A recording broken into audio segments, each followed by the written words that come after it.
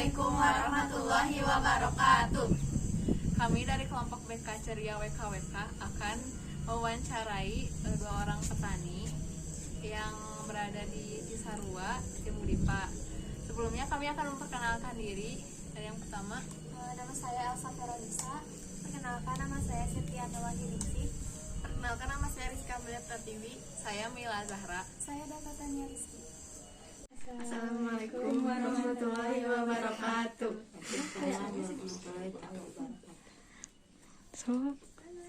Sebelumnya di sini kami mau mewawancara untuk kegiatan ibu jadi petani. Sebelumnya untuk nama ibu namanya siapa? Umay Marlina. Kalau bapak? Aja tuh aja. Perkenalkan, nama saya Rizka Amelia Pratiwi. Nama saya Septiana Wahyuningsih. Nama saya Elsa Veronisa. Nama saya Data Tania Rizky. Langsung masuk aja ke pertanyaannya. Untuk pertanyaan yang pertama, tugas apa saja sih Bu untuk jadi petani itu? Tugas sebagai petani. Maksudnya tugas seperti apa? Kalau misalnya Kegiatan. petani, tugas kegiatan sebagai petani sehari-hari. Dari pertama Dari mulai Pagi, awal, awal. dari pagi. Ya. Kalau dari persiapan lahan dulu. Yang pertama kita persiapan lahan dulu. Dari proses apa namanya? Penyiapan lahan itu jangkul, pencangkulan, terus pemupukan, baru ke proses penanaman. bibit. Selain itu ada lagi atau tidak?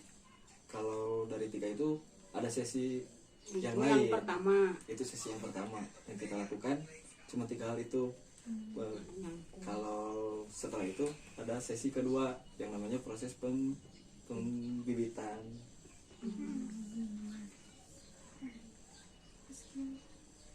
Untuk pertanyaan yang kedua, skill yang diperlukan untuk pekerjaan petani itu apa?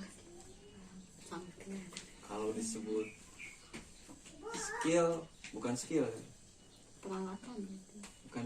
bukan lebih apa namanya, bukan lebih ke skill tapi lebih ke kemampuan, keahliannya gitu. Yang dari proses cangkul kan kita harus bisa cara nyangkulnya itu seperti apa, terus proses penanamannya itu seperti apa. Jadi nggak bisa langsung kita tanah yang anggap aja tanah yang biasa tiba-tiba kita langsung tanamin, pasti nggak akan subur kan.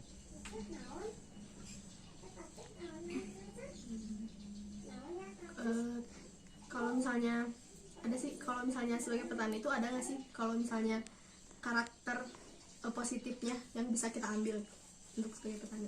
Karakter positifnya sabar. Yang pasti sabar, soalnya kan kita harus bisa nerima dari segi misalnya kita udah capek-capek kan.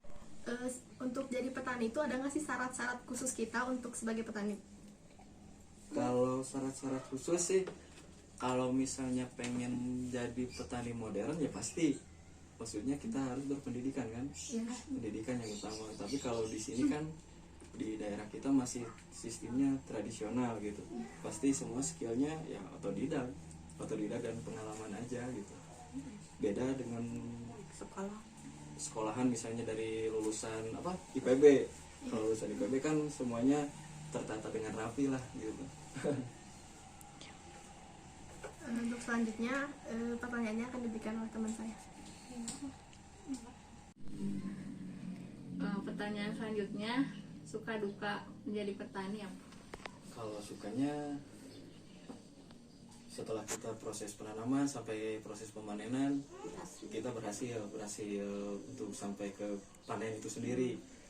Terus ya terutama harga nilai jualnya tinggi jadi faktor utama. Sukanya, dukanya ya itu gagal panen sama harga yang Di bawah. terus di bawah, susah untuk naik. Gitu sih. Selanjutnya, pekerjaan ini tetap atau kontrak? Kalau dibilang kontrak, di sini nggak ada yang kontrak, nggak ada yang namanya petani kontrak. Kalau dibilang tetap juga bukan tetap seperti PNS ya, maksudnya tetap di sini jadi pekerjaan tetap. Kalau di sini jadi pekerjaan tetap. Soalnya kan mata pencaharian. ya jadi mata pencarian utama, soalnya kebanyakan mayoritas masyarakat di sini masih minim pendidikan yang tinggi. Oh, iya. Terus untuk pendapatannya gimana? Kalau untuk pendapatan petani di sini gak bisa ditentukan sih, gak bisa ditentukan ya, kebalik lagi ke yang tadi, keberhasilan panennya itu sendiri dan nilai jualnya itu sendiri. Terus Kalau misalnya musim panen kan mempengaruhi ya. iya, Gitu. Udah di sini aja ya. Pertanyaan selanjutnya, kalau dalam menjadi petani fasilitas yang diperlukan itu apa saja? kalau untuk fasilitas yang pertama ya pasti lahan, yang pasti lahannya. Kalau lahannya sedikit kan berarti pemasukan juga sedikit. Kalau di sini kan kebanyakan Fasilitas yang diperlukan untuk menjadi seorang petani. untuk fasilitas yang pertama ya lahan, yang pertama lahan pertaniannya, yang kedua ya alat yang dibutuhkan untuk memproses lahan tersebut, seperti kalau di sini kan masih tradisional cangkul misalnya, terus kalau di sini apa koren koren ya cungkir, kalau bahasa Indonesianya garuk cungkir itu garuk. Kalau petani modern kan udah pakai multivator, jadi tidak terlalu menggunakan tenaga manusia juga gitu sih. Ya, pertanyaan selanjutnya, pendidikan untuk mendapatkan pekerjaan menjadi batas. Ya kalau untuk masalah pendidikan kan kalau di sini kebanyakan masih rendah pendidikannya. Tapi kan kalau misalnya kita ingin menjadi petani modern ya harus sekolahnya yang tinggi, minimal ya lulusan IPB baru bisa kelihatan. Contohnya ada sih di atas lulusan IPB, sistem pemupukannya pun udah berbeda sama tradisional gitu. Kalau liburan kerja gitu sukanya kemana gitu? Liburan kerja Kalau liburan ya istirahat. Capek. Suasana di tempat kerja selama menjadi petani. Kalau suasana ya nyaman-nyaman aja sih, nyaman sih. Kalau untuk masalah suasana, soalnya di sini kan suasana dingin. Iya, dingin ya. Pertanyaan selanjutnya.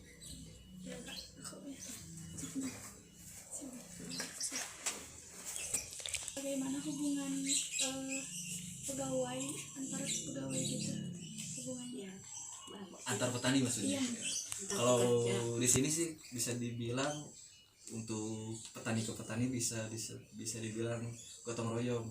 Soalnya kan di sini bisa sharing pengalaman, saling berbagi pengalaman gitu. Soalnya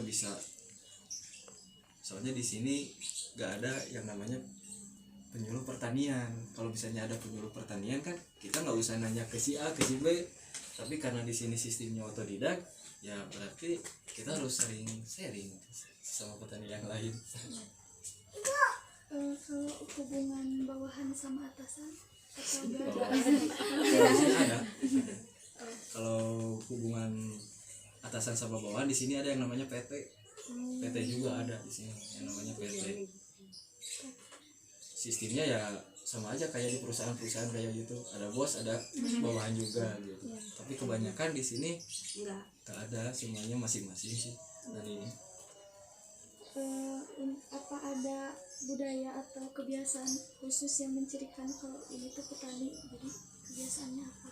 Ya itu menarik tapi nggak ada sih.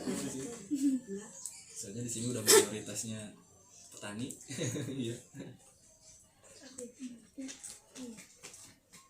Selanjutnya, apakah ada hal yang tidak boleh dilakukan saat bertani? Yang tidak boleh dilakukan? Iya. Kalau yang tidak boleh dilakukan tergantung situasi. Kalau misalnya kita udah proses penanaman, udah proses penanaman, kita nggak boleh kembali ke pemilihan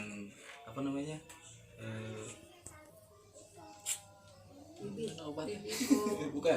bukan bibit, proses apa ya, penyemprotan penyemprotan, dari penyemprotan, pemilihan pupuknya gitu kan. Soalnya kan ada pupuk juga kan banyak, ada untuk pertumbuhan, ada untuk membunuh tumbuhan juga yang enggak diperbolehkan kan. Selanjutnya, apa kelebihan dan kekurangan yang didapat dari pekerjaan? Kelebihan dan kekurangan. Iya. Kalau kelebihan kita bisa lebih mandiri mungkin ya, lebih mandiri. Soalnya kita kan nggak ada yang gaji. Jadi yang pertama kita nggak ada yang gaji gitu, nggak ada yang gaji, otomatis kita harus serius gitu kan, harus serius. Kalau kekurangannya ya itu, pertama modal, yang kedua ya kelelahan itu. Pertanyaan terakhir, apa kesan dan pesan Bapak dan Ibu dari wawancara ini? Pesan-pesan Pesan-pesannya kayak gimana gitu? Seru gak wawancaranya? kalau kesannya ya untuk sekarang, kalau wawancara baru pertama kali juga ya seru juga, malu juga. Kalau pesannya ya untuk para petani khususnya, untuk para petani ya semoga lebih maju saja. Amin. Untuk wawancaranya kita cukupkan sampai di sini. Terima kasih kepada Bapak dan Ibu yang sudah bersedia diwawancara. Sama-sama. Untuk video wawancara kali ini ditutup sekian. Terima kasih. Sekian wawancara yang dapat kami lakukan. Mohon maaf apabila ada kesalahan kata.